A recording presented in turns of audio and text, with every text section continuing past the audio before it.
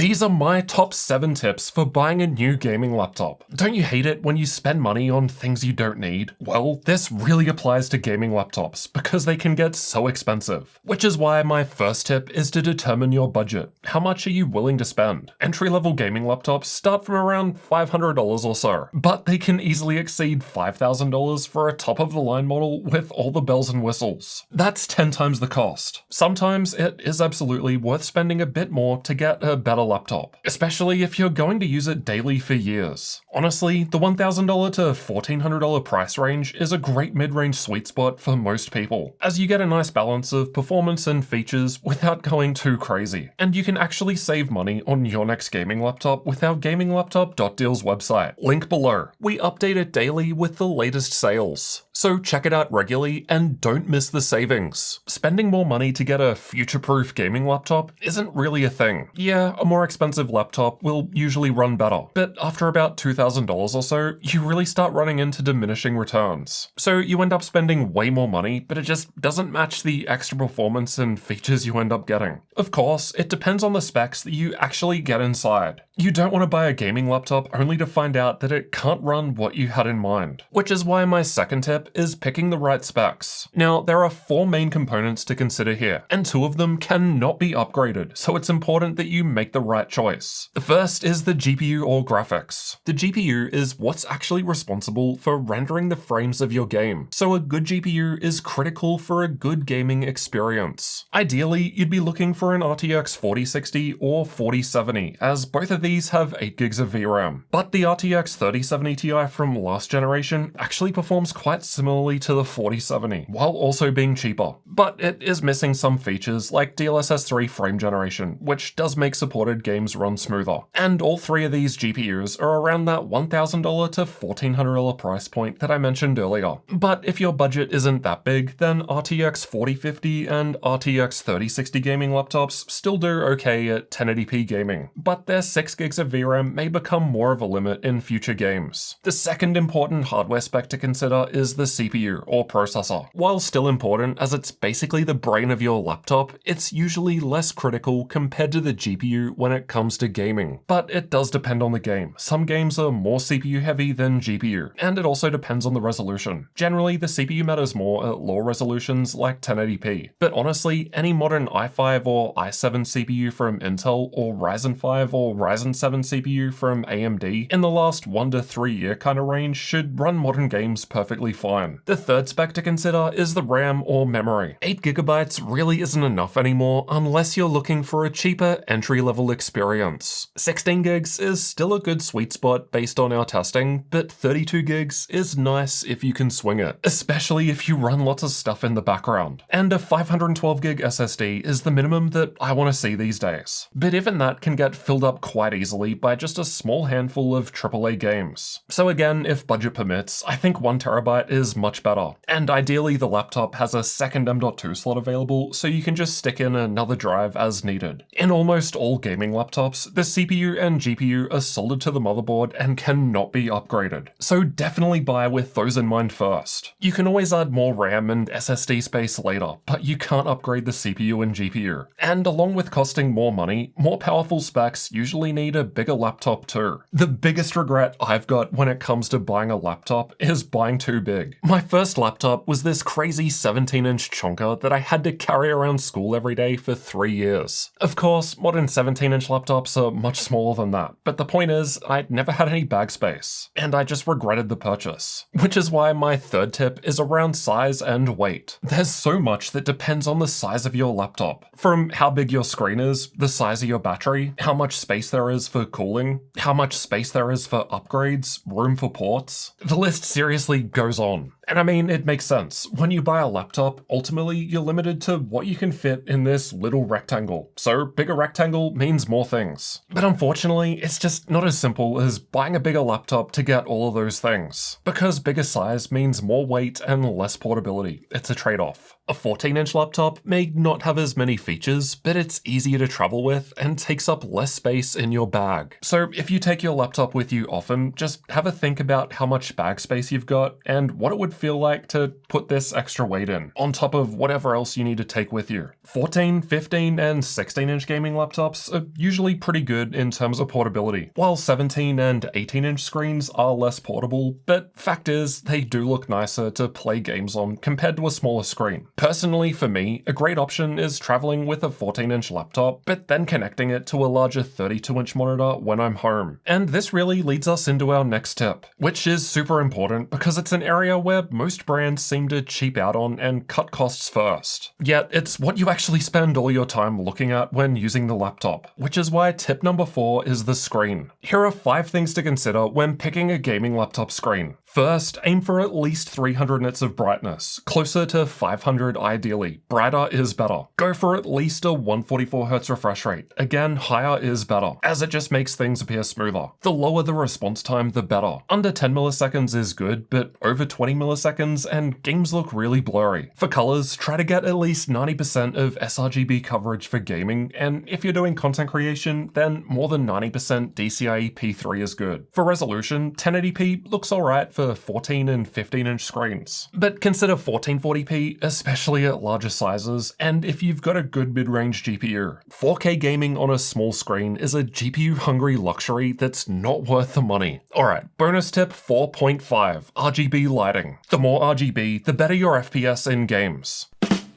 No, just checking to see if you're paying attention. Because the last thing you want is for your gaming laptop to turn off when you're in the middle of important work. Which is why tip number 5 is about the battery. A larger battery has more juice than a smaller one, so get the biggest size you can. Unfortunately, smaller laptops like those 14-inch models cannot fit the largest possible 99 watt-hour batteries. So again, this is another trade-off that needs to be made based on the size of your laptop. Battery life also depends on the specs inside the laptop. Gaming laptops with AMD Ryzen processors tend to last longer compared to Intel options. That's not always the case. It depends on the specific machine, but it's definitely a trend we've noticed after testing more than 200 laptops. So generally speaking, a bigger battery compared with an AMD processor will keep you running for longer. Being able to connect more to your laptop will also help you get the most out of it. Some laptops just don't have enough ports to connect what you need, which is why this is my 6th tip. Bigger laptops usually have more room for ports, but that's not always the case. You need to think about what sort of devices you plan on connecting. Do you need Ethernet network connectivity? What about an SD card slot? How many USB Type-A or Type-C ports? Do you want the Type-C port to be able to charge the laptop so you don't have to take the bigger full-size charger around with you? How many monitors do you want to connect? These are the sorts of things that only you know. So you need to have a think about what sort of devices you plan on connecting. You also need to think about where the ports are actually located. Is it going to be fine having ports on the sides where your mouse hand might go? Or would it be better to have them on the back with cables running out of the way? But then most laptops don't have port icons on the back, so if you actually want to plug something in and you're sitting in front, you can't just look at it and plug in. You've got to turn the laptop around, and that might be annoying. Docks are a great way to add more ports with just a single cable going to your laptop. Alright, my 7th tip is quite simple but very important. Once you've got an idea of what you need and maybe narrowed your search down to a few different laptops, you really need to check out detailed reviews like the ones we post on this channel. So make sure you're subscribed for those. Every gaming laptop is unique and behaves differently, even if they have the same specs on paper. It's important to do your research before spending your hard-earned money. Now, while these tips are a great start, they're just the basics. There's a lot more you need to know about before buying your next gaming laptop. So check out this one next to dive into all the details. I cover pretty much everything to help you avoid making critical mistakes, so I'll see you in that one next.